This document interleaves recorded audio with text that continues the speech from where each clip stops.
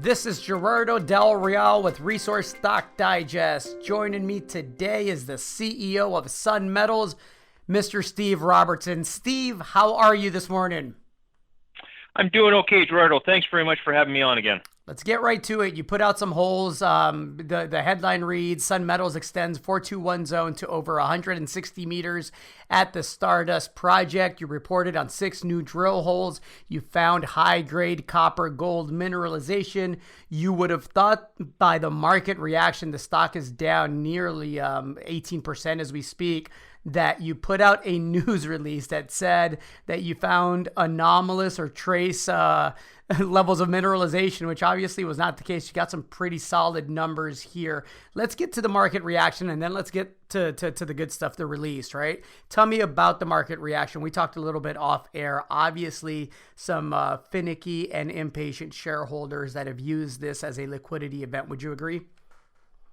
Absolutely. Yeah, the story that we put out today was absolutely a good news story, and to see the market reaction was very disappointing. But I think that this is probably something that's more related to macroeconomic events rather than our news release. The copper space has been a pretty unpopular place to be for the last month or two, and I think that folks who were in our story and saw a liquidity event coming with a good news release just took advantage of the opportunity to hit the sell button and get off their position, which unfortunately has driven our stock down on a day when we were fully expecting that we would get a very positive response in the market.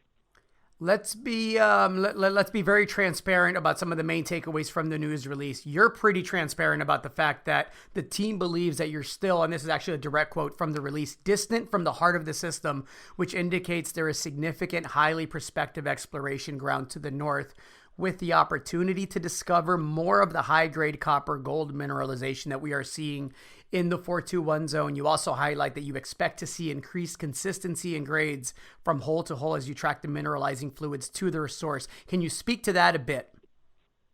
Absolutely. From a geologic perspective, Gerardo, we're very happy with what we're seeing in the drill returns.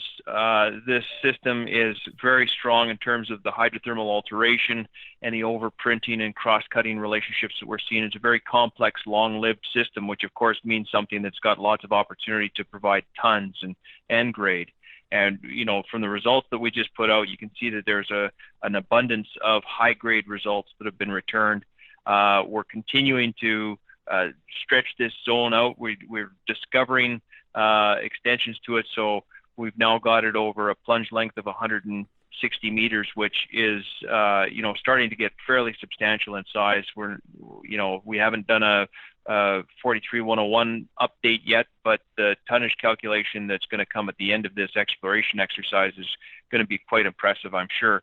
And we really are very excited about the fact that we are seeing these high-grade nodules within the massive sulfide, because the grade is king in these types of deposits, and we're getting all of that in spades.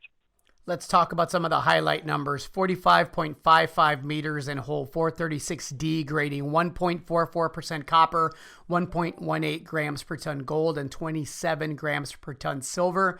Hole 436D also had an interval of 24.85 meters, which graded 3.13% copper, 4.85 grams per ton gold, and 93.5 grams per ton silver. I could continue. Again, what you hit was grade wise very, very good. The reaction was not very good. I've heard some comments from non-geologists out there talking about the pinching and swelling of the system and the unpredictability of it. I think you touched on that briefly here just a second ago, but can you speak to that and address that a bit? Well, pinching and swelling is something that you typically see in these types of carbonate replacement systems. They do come and go. The best analogy that I've heard to exploring one of these systems is it's like you're drilling along a python. And right now we're drilling on the python where it's eating a rabbit.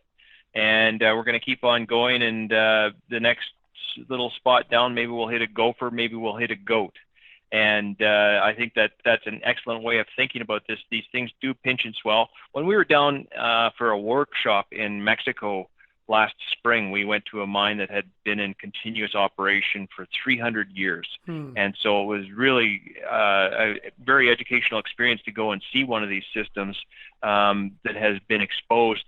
And you could see the pinching and swelling all along the drift. And, I think that the fact that we're continuing to see very strong hydrothermal alteration in these areas, obviously there's good fluid flow through the area. And we're not pinching at all in 421. We're still continuing to see good strength. And but there's no doubt in my mind that there are other pods of mineralization to find in this area with this strong hydrothermal system that we're discovering. Are you satisfied with the continuity of the 421 zone thus far? Oh, very much so. Yeah, we're seeing good continuity from drill section to drill section, so we can actually correlate some of the high-grade areas and different geologic features that we're seeing within the mineralized zone. We can actually carry across from section to section. So the system is actually fairly well behaved. What's the biggest question mark right now around the system? You talked about it being well behaved and the predictability of it and the continuity being satisfactory. What's the biggest question mark you have at this point? Well, quite frankly, we're starting to erase the question marks more quickly than we're creating them. So within a year and a half of becoming public, we've actually got this project to the point where we're starting to think about, do we have enough tonnage here to make this, is this a mine or not? And I think that we've been progressing things very, very quickly. Of course, we started with a running start because the historic work that had been done on the project had already established a resource of about 3 million tons of about 2.8% copper equivalent. So a nice high-grade resource to get started with. And I think that we're well along the way to having established another sizable tonnage portion similar to that in the new zone. And so I think that, we're finding everything that we really want to find in our exploration program. That's why we've taken the bold step of suggesting that we're adding another drill, and we're going to put in a winter camp so that we can continue to drill throughout the winter. You talked about the addition of the new drill. I couldn't help but notice that 448 and 449 are both in progress already. Is that still ongoing? Yeah, we've got the 2 drills still working on site right now. The third one has not been started up yet because we've got a shortage of space in camp. Because we're going to be gearing up for a winter program, we're building roads and things like that, and there's just not enough room in camp right now, but we'll rectify that very quickly. We've identified a new trailer unit that we're going to be taking up to site very quickly, get that set up, and then that'll allow us to have that third drill up and running. Fantastic. Steve, thank you so much for your time. I'm looking forward to further assays and having you back on. And again, thanks for jumping on the call on such short notice and providing an update to everybody. Thanks very much, Gerardo.